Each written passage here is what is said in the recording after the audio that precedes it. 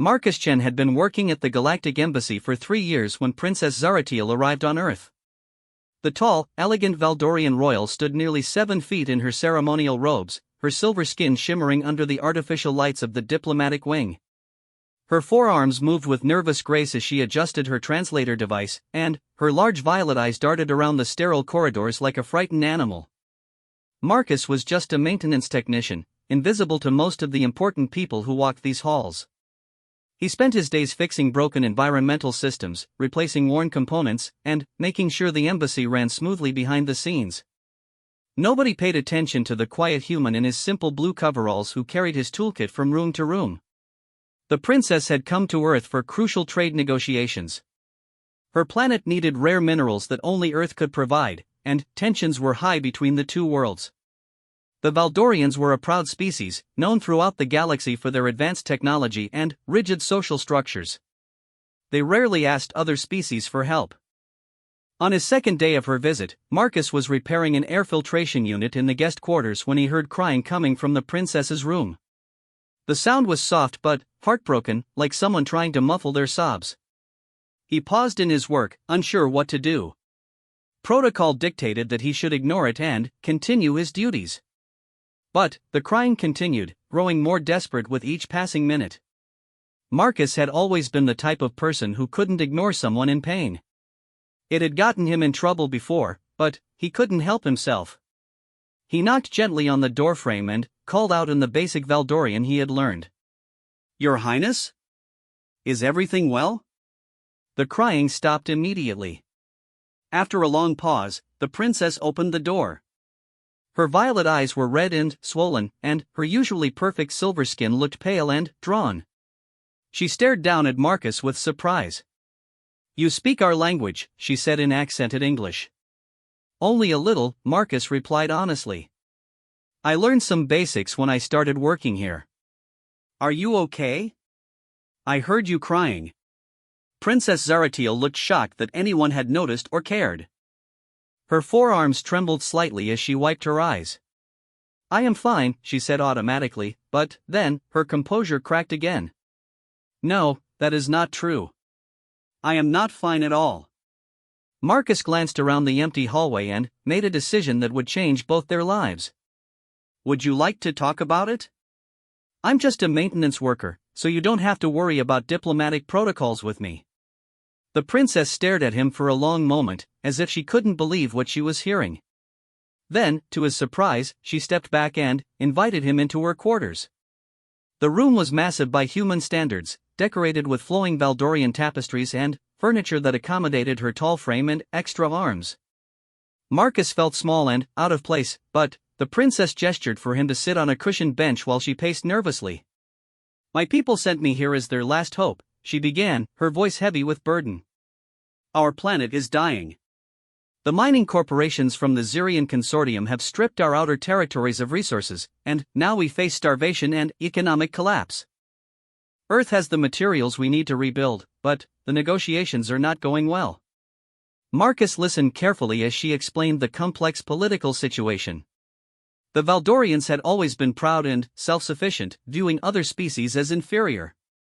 Now they were forced to humble themselves and ask for help from humans, whom they had previously dismissed as a primitive species. "The worst part," the princess continued, tears flowing again, "is that I am completely alone in this. My advisors treat me like a child. They speak over me in meetings and ignore my suggestions. The human negotiators see me as weak because I am young and female. Everyone assumes I am just a figurehead with no real power or intelligence." She collapsed onto her chair, all four arms covering her face in despair. "I have no one to turn to, no one who believes in me. My own family sent me here expecting me to fail, so they can blame the collapse on my incompetence rather than their own mistakes. I am 23 years old and I carry the weight of my entire civilization, but everyone treats me like I am nothing." Marcus felt a deep sympathy for the young princess. He recognized the pain of being underestimated and overlooked. Throughout his life, people had dismissed him as unremarkable. Teachers, employers, even family members had written him off as average and unremarkable.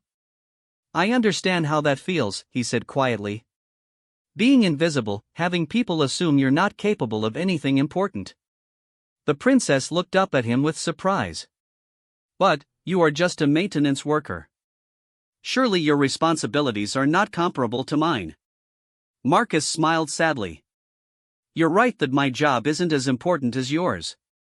But, I know what it's like when people look right through you and assume you have nothing valuable to offer. It hurts, whether you're trying to save a planet or just trying to fix an air conditioning unit. For the first time since arriving on Earth, Princess Zaratiel felt like someone actually understood her pain. This simple human maintenance worker had shown her more kindness and empathy in 5 minutes than her own advisors had in months. Tell me about these negotiations, Marcus said. What exactly do your people need? The princess explained the technical details of their crisis. Her people needed specific rare earth minerals to rebuild their energy infrastructure and restore their agricultural systems. Earth had abundant supplies, but the human negotiators were demanding unreasonable terms in exchange. They want exclusive access to our quantum computing technology, she said. But that would give Earth a massive military advantage over every other species in the galaxy. My advisors think we should agree because we have no choice, but I believe there must be another way. Marcus listened thoughtfully. He had an idea, but he hesitated to share it with someone so far above his station. What are you thinking? The princess asked, noticing his expression. Well, I'm probably wrong, but it seems like both sides are approaching this backwards, Marcus said carefully. Your advisors want to give away your most valuable technology, and the human negotiators are being greedy instead of thinking long-term. He explained his reasoning. Instead of a one-sided trade, the two species could form a genuine partnership. Earth could provide the minerals Valdoria needed, while Valdoria could share limited versions of their technology that would benefit both worlds without creating a dangerous imbalance of power. The humans are thinking like conquerors instead of allies, Marcus said. And your advisors are thinking like desperate beggars instead of valuable partners. But if you approach it differently, you could create something that benefits everyone. Princess Zaratiel stared at him with growing amazement. This maintenance worker had identified the core problem that had stumped trained diplomats for weeks. More importantly, he had outlined a solution that could actually work. That is brilliant, she breathed. Why did no one else think of this? Maybe because they're all too important to consider simple solutions, Marcus suggested with a wry smile. Sometimes the people closest to a problem can't see it clearly. The princess felt a spark of hope for the first time in months. But then, reality crashed back down on her. Even if your idea could work, no one will listen to me. The human negotiators barely acknowledge my presence in meetings. They direct all their comments to my male advisors, even when I try to speak. Marcus frowned. He had witnessed this kind of dismissive behavior before, and it always made him angry. People in power often couldn't see past their own assumptions and prejudices. What if there was a way to make them listen? He asked. How? I have tried everything. I have studied your culture, learned your language perfectly, researched every detail of Earth's economic needs. But they still treat me like a decorative object. Marcus was quiet for a moment, thinking. Then, he looked up at the princess with a determined expression. What if I told you that you're not as alone as you think you are? The princess tilted her head in confusion. What do you mean? I mean that maybe it's time people learned that there's more to both of us than meets the eye. Before the princess could ask what he meant, Marcus's communication device chimed with an urgent message. He read it quickly and his expression grew serious. I have to go, he said, standing up. There's an emergency in the main conference room. But, princess, don't give up hope yet. Tomorrow's negotiations might go very differently than anyone expects. As Marcus left her quarters, Princess Zaratiel felt something she hadn't experienced in a long time, curiosity about what might happen next. There had been something in the maintenance worker's voice, a quiet confidence that suggested he knew more than he was letting on. That night, she found herself thinking about their conversation. Marcus had listened to her with genuine attention and respect. He had offered real solutions instead of empty platitudes. Most surprisingly, he had treated her like an intelligent person worthy of serious consideration. For the first time since arriving on Earth, she didn't cry herself to sleep. The next morning, Princess Zaratil prepared for what she assumed would be another humiliating day of failed negotiations. Her advisors were already planning to accept Earth's unreasonable demands, convinced they had no other choice. The human negotiators seemed eager to conclude their one-sided deal and move on to other business. But, as she entered the conference room, the princess noticed that something felt different. The atmosphere was charged with an unusual tension, as if everyone was waiting for something important to happen. She took her seat at the massive circular table, surrounded by diplomats, advisors, and government officials from both worlds. The humans sat on one side, looking confident and slightly smug. Her own delegation sat on the other side, looking defeated before the day had even begun. At exactly 9 o'clock, the head human negotiator called the meeting to order. Ladies and gentlemen, we're here to finalize the terms of the trade agreement between Earth and Valdoria. I believe we can conclude this matter quickly if the Valdorian delegation is ready to accept our offer. Princess Zaratil's heart sank. They were still treating this as a foregone conclusion, not a genuine negotiation. But, then, something unexpected happened. The conference room doors opened, and several people entered who hadn't been part of the previous meetings. The princess recognized some of them as high-ranking Earth officials, but there were others she didn't know. And, walking among them, no longer wearing maintenance coveralls, was Marcus Chen. The princess's eyes widened in shock. Marcus was dressed in an expensive suit and carried himself with an authority she had never seen before. The other humans treated him with obvious respect, stepping aside as he approached the table.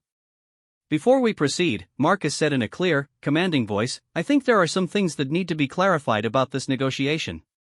The head negotiator looked annoyed at the interruption. Mr. Chen, this is a closed diplomatic session. I don't think actually, Marcus interrupted smoothly, as the Director of Interplanetary Resource Development for the Chen Mining Corporation, I believe I have every right to be here. Especially since my company controls 60% of Earth's rare earth mineral production. The room fell completely silent. Princess Zaratil felt her world tilt on its axis. Marcus Chen wasn't a maintenance worker at all. He was one of the most powerful business leaders on Earth. But, why had he been pretending to be someone else? And, why was he looking at her with that same gentle expression she remembered from their conversation? The princess was about to discover that her lonely crisis was about to become something much more interesting. Princess Zaratil stared at Marcus in complete shock as he took his seat at the negotiation table. The transformation was stunning. Gone was the quiet, humble maintenance worker she had poured her heart out to. In his place sat a confident business leader who commanded immediate respect from everyone in the room. The head human negotiator, Ambassador Reynolds, looked flustered by this unexpected development. Mr. Chen, we weren't expecting your personal involvement in these negotiations. The preliminary agreements have been completely inadequate, Marcus interrupted firmly. I've reviewed the terms you've proposed, Ambassador, and, frankly, I'm embarrassed by Earth's approach to this situation. He activated a holographic display that showed detailed economic projections and resource charts. Princess Zaratil recognized some of the data from her own research, but Marcus had information that went far deeper than anything her advisors had been able to gather. The Valdorian civilization is offering us access to quantum computing technology that could advance human scientific development by centuries, Marcus continued. And our response is to exploit their desperation with predatory terms that would essentially make them our vassals. This isn't diplomacy, it's colonialism. The Valdorian advisors exchanged shocked glances. No human had ever spoken in defense of their position with such clarity and passion. Ambassador Reynolds shifted uncomfortably.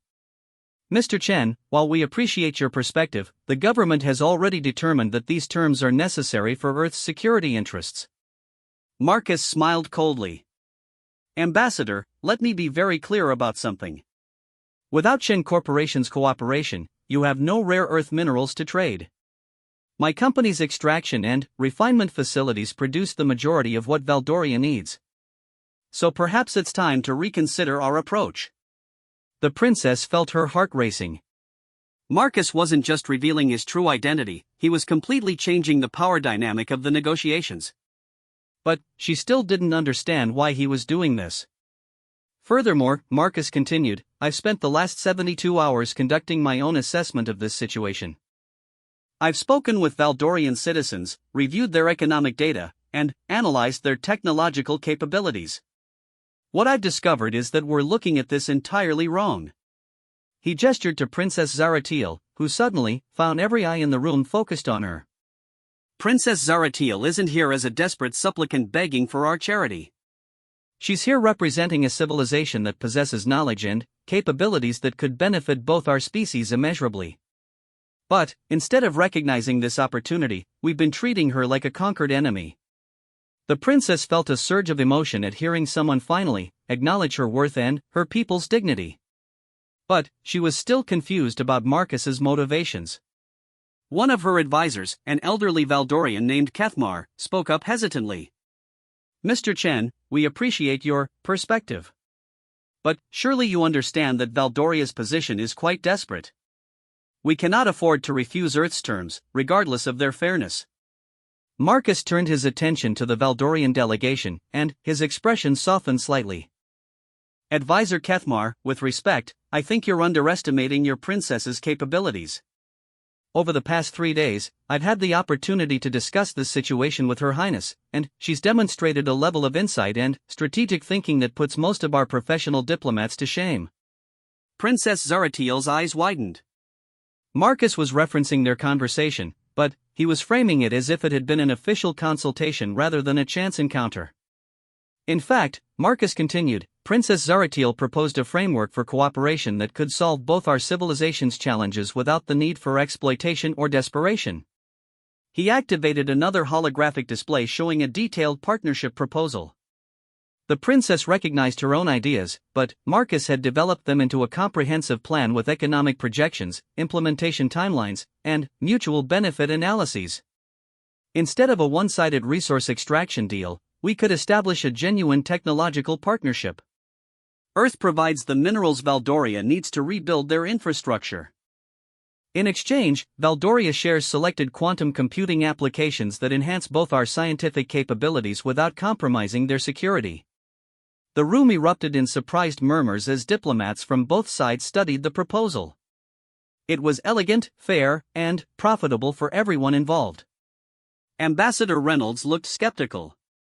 Mr. Chen, this is a very different approach from what we've been discussing. The security implications alone are minimal, Marcus interrupted. I've had my top scientists review the technological transfers Princess Zaratil suggested. They would give us significant advantages in medical research, energy efficiency, and space exploration without providing any military applications that could threaten other species. The princess stared at Marcus in amazement. He had taken her desperate, half-formed ideas and turned them into a professional proposal that could actually work. More importantly, he was crediting her as the source of the plan. But she was still struggling to understand his transformation.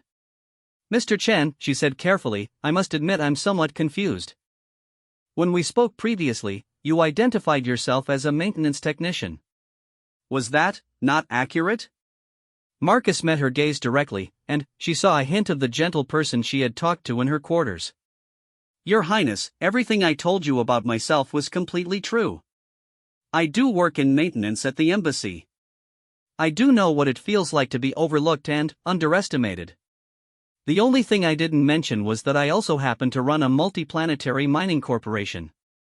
The princess blinked in surprise. You actually work in maintenance? Every Tuesday and Thursday morning, Marcus confirmed with a slight smile. I started doing it 3 years ago when the embassy opened. I wanted to understand how our facilities actually functioned and what problems the staff encountered. But I discovered that I enjoyed the work. There's something satisfying about fixing things with your own hands. Ambassador Reynolds looked incredulous. You're telling us that one of Earth's most successful business leaders spends his time repairing air conditioning units? Among other things, yes, Marcus replied calmly. I've found that you learn more about an organization from its maintenance staff than from its executives. They're the ones who actually keep things running. The princess suddenly understood something important. Marcus hadn't been deceiving her about who he was, he had been showing her a side of himself that most people never saw. The humble maintenance worker and the powerful business leader were both equally real aspects of the same person. But why reveal yourself now? She asked. Marcus's expression grew serious. Because yesterday, I listened to a brilliant young leader describe a solution to an impossible problem. Then, I watched as her own advisors prepared to ignore her ideas and accept a deal that would destroy her people's independence. I decided it was time to stop fixing air conditioners and start fixing negotiations. The Valdorian advisors looked ashamed. They had indeed been planning to accept Earth's terms despite the princess's objections. Furthermore, Marcus continued, I was appalled by the way Princess Zaratiel has been treated during these negotiations. She has consistently demonstrated intelligence, creativity, and diplomatic skill.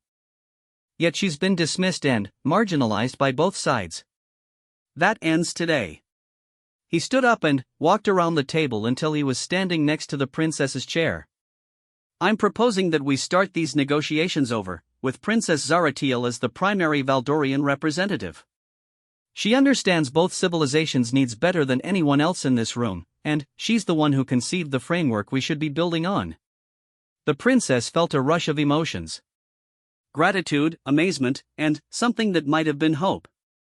But there was also confusion about Marcus's motivations. Mr. Chen, she said quietly, I don't understand why you're doing this for me. We barely know each other. Marcus looked down at her with that same gentle expression she remembered from their conversation. Your Highness, 3 days ago I met a young leader who was carrying the weight of her entire civilization alone. She was brilliant, compassionate, and determined to find a solution that would help everyone. She also happened to be crying in her room because no one would listen to her. He paused and looked around the room.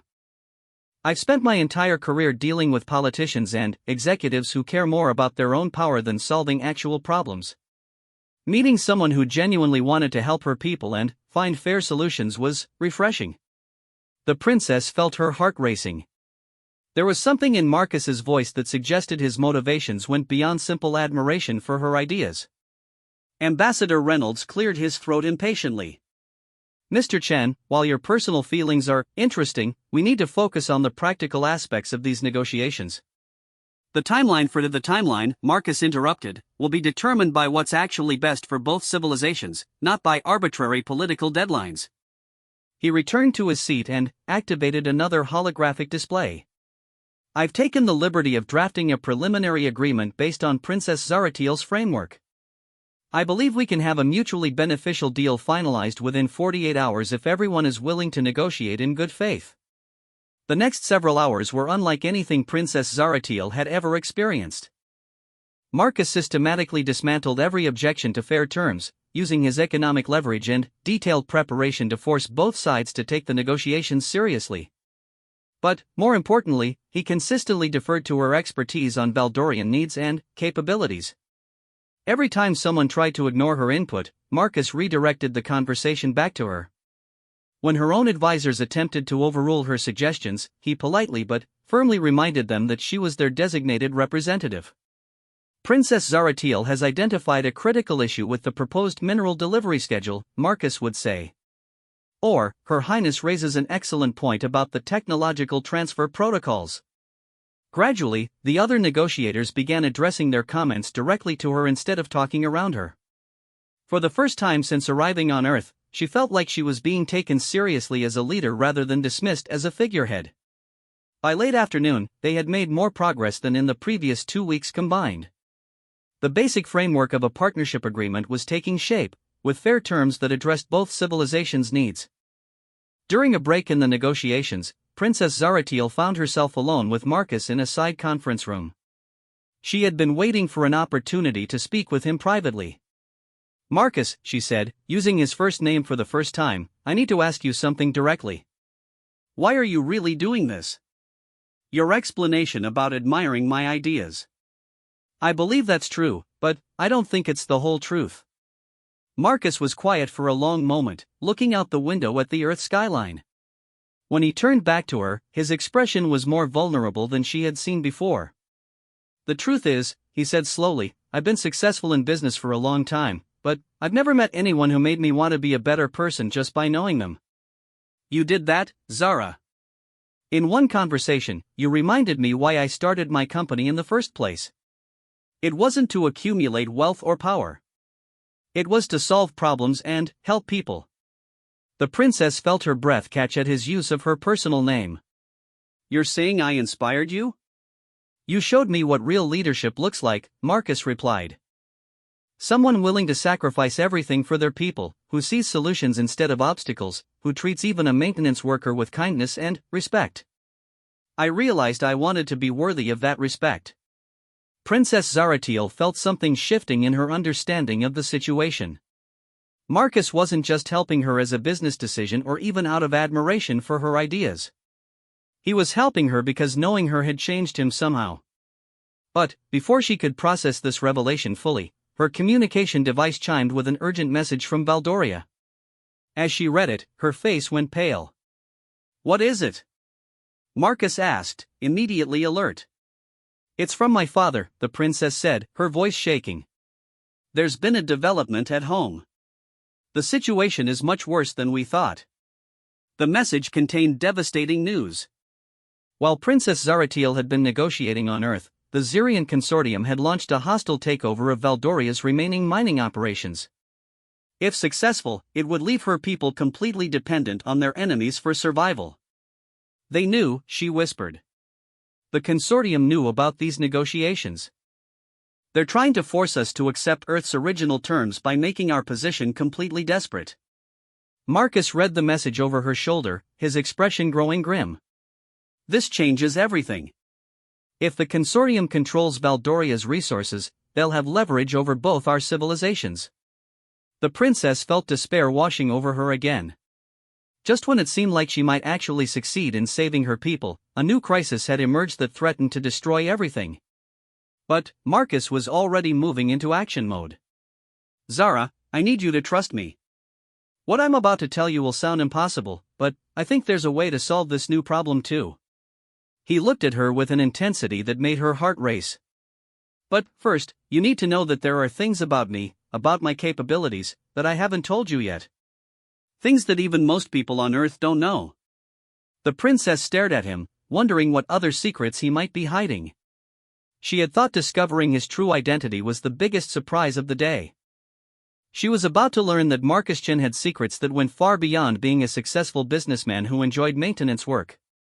Princess Zaratiel stared at Marcus as he activated his personal communication system with a series of commands she had never seen before.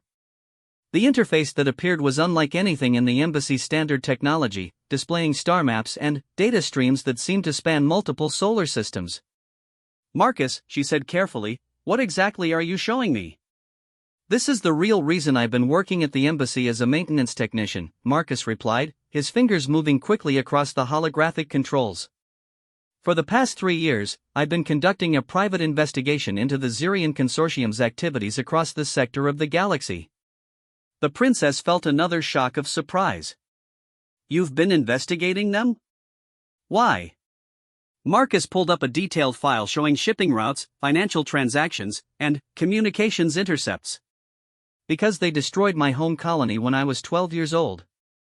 My parents were mining engineers on Kepler 442c, a small human settlement that discovered a rich deposit of quantum crystals. Within 6 months of the discovery, the consortium engineered an economic collapse that forced the colonists to sell their claims for practically nothing. His expression grew hard as he continued. My family lost everything. We had to relocate to Earth with nothing but the clothes we wore. But I never forgot what they did to us, and I never forgot the lesson they taught me. In this galaxy, the only way to protect the people you care about is to have more power than the people trying to hurt them. The princess began to understand the true scope of what she was dealing with. So you built your mining corporation to compete with them?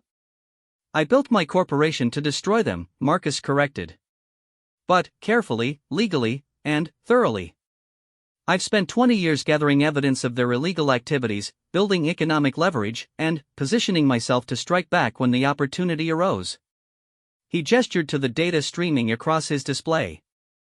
The consortium thinks they're being clever by targeting Valdoria while you're here negotiating with Earth. They believe they can force you to choose between accepting our harsh terms or watching your people starve. What they don't realize is that they just gave me the opening I've been waiting for. Princess Zaratil felt a mixture of hope and fear. What kind of opening?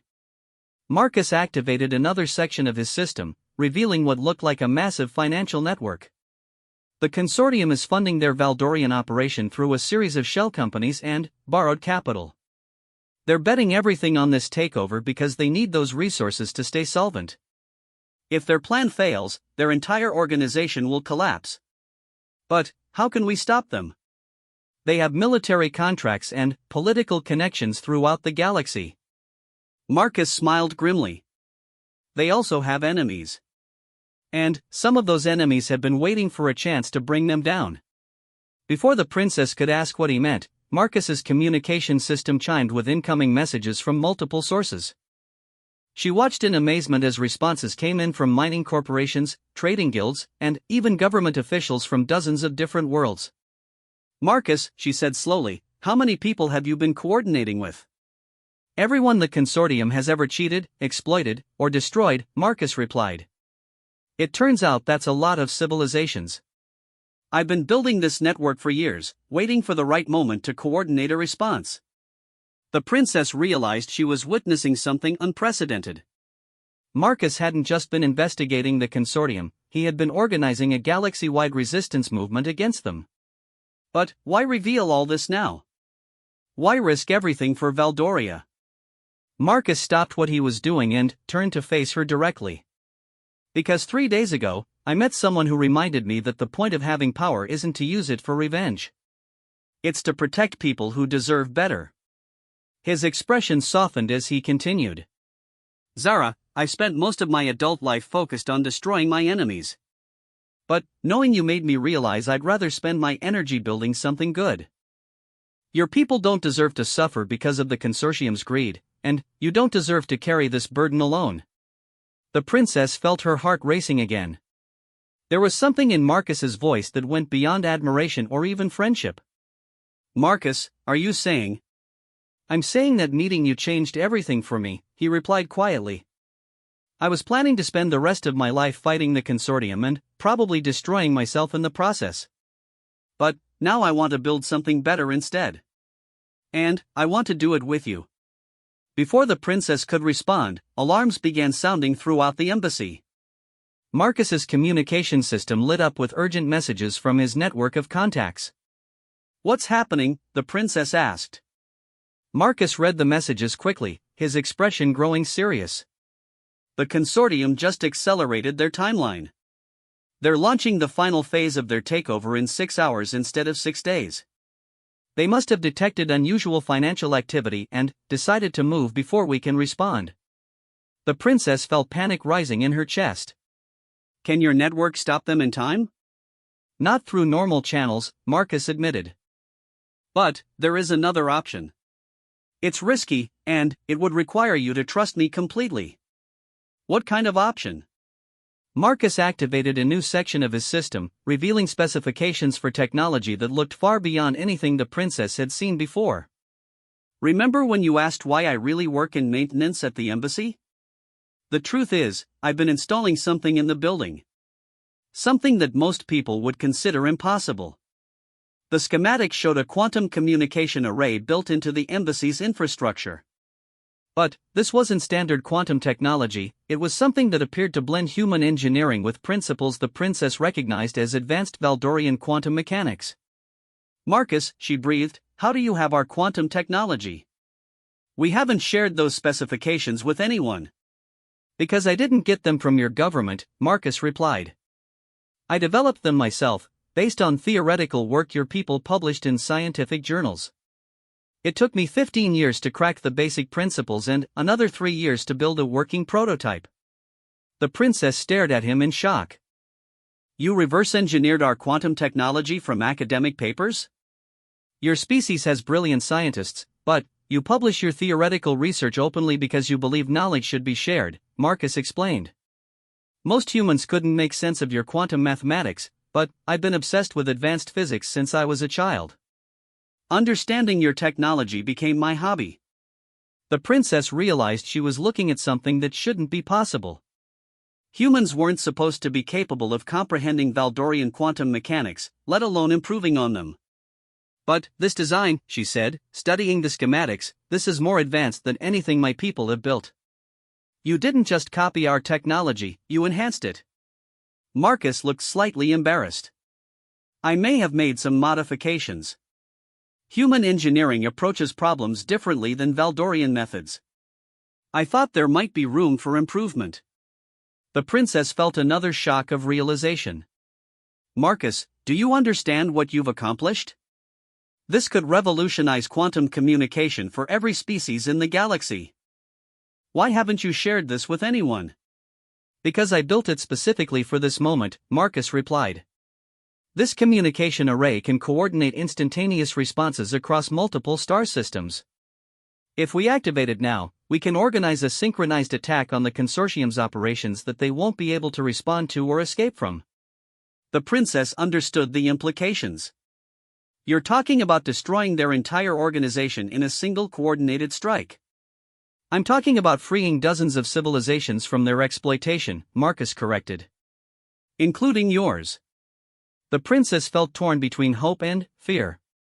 Marcus was offering her a solution that could save her people and countless others. But she was also beginning to understand the true scope of his capabilities, and it was overwhelming. Marcus, she said carefully, you're not just a maintenance worker who happens to run a mining corporation. You're not even just someone who's been planning revenge against the consortium. You're something else entirely, aren't you? Marcus was quiet for a long moment. When he spoke, his voice was softer than she had ever heard it. Zara, I've been hiding who I really am for most of my life. When the consortium destroyed my home, I didn't just lose my family's livelihood. I lost any faith I had in the idea that the galaxy was a fair or safe place. So I decided to become powerful enough to protect myself and anyone I cared about. He gestured to the technology surrounding them. I've spent 20 years learning everything I could about physics, economics, politics, and warfare. I built a business empire, developed revolutionary technology, and organized a resistance network. But, until 3 days ago, I never had anyone I actually wanted to protect. The princess felt her breath catch. What are you saying? I'm saying that everything I've built, everything I've planned, it was all preparation for a moment like this, Marcus replied. A moment when I could use everything I've learned to help someone who deserved it. He stepped closer to her, his expression vulnerable in a way that reminded her of the maintenance worker who had listened to her cry. Zara, I know this is overwhelming. I know I've been hiding important things about myself. But, I need you to know that everything I told you about being overlooked and underestimated was true. The only difference is that instead of accepting it, I decided to become someone who couldn't be ignored. The princess stared at him, trying to process everything she had learned. Marcus wasn't just successful or clever or kind. He was operating on a level that transcended normal definitions of human capability. You're asking me to trust you with the fate of my entire civilization, she said. I'm asking you to let me help you save your people, Marcus replied. But, only if you want me to. I won't do anything without your permission. The princess looked at the quantum communication array, then, at Marcus, then, at the messages streaming in from across the galaxy. Dozens of species were waiting for her decision. The fate of countless worlds hung in the balance. But, more than that, she was being asked to trust someone who had revealed layer after layer of hidden capability and secret planning. Someone who claimed his motivations were personal rather than political. If we do this, she said slowly, what happens afterward? What happens between us? Marcus's expression grew even more vulnerable. I was hoping you might want to find out together. But, first, let's save your people. Princess Zaratil made her decision. 6 hours later, the Zirian consortium ceased to exist as a functioning organization. Coordinated strikes hit their operations on 37 worlds simultaneously, while financial attacks drained their accounts and legal challenges froze their assets. The takeover of Valdoria collapsed before it could begin, and the consortium's leadership found themselves facing criminal charges from multiple galactic authorities. The evidence Marcus had been gathering for 20 years was released publicly, revealing decades of illegal exploitation and corporate terrorism. The galaxy-wide response was swift and decisive. Princess Zaratil watched it all unfold from the embassy's command center, still struggling to believe what she was witnessing. Marcus moved through the coordinated attack like a conductor leading an orchestra, managing dozens of simultaneous operations with calm precision. When it was over, he turned to her with exhaustion and relief evident on his face. "It's done," he said simply. "Your people are safe." The princess felt tears of joy streaming down her cheeks. "Marcus, I don't know how to thank you." "You don't need to thank me," Marcus replied. "You gave me something worth fighting for." 2 weeks later, the trade agreement between Earth and Valdoria was finalized on terms even more favorable than Princess Zaratil had originally proposed. Marcus's advanced quantum communication technology became the foundation for a new era of interstellar cooperation, with Earth and Valdoria leading a coalition of free worlds. The princess found herself appointed as the first galactic coordinator for interspecies relations, while Marcus was asked to serve as director of technological development for the new coalition. But, more importantly, they found themselves building something together that neither had expected when they first met in a corridor of the embassy. Standing together on the observation deck of the new coalition headquarters, watching ships from a dozen worlds coming and going in peaceful trade, Princess Zaratil reflected on how much had changed. "Do you ever regret it?" she asked Marcus. "Giving up your plans for revenge to build something positive instead?"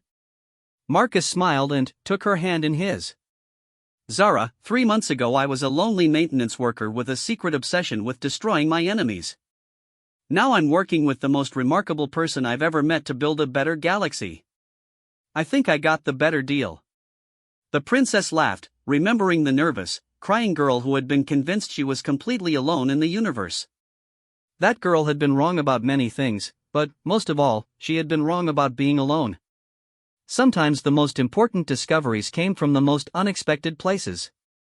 And, sometimes, the person who could change your entire world was hiding in plain sight, fixing air conditioning units and waiting for the right moment to reveal that there was more to both of you than anyone had ever imagined.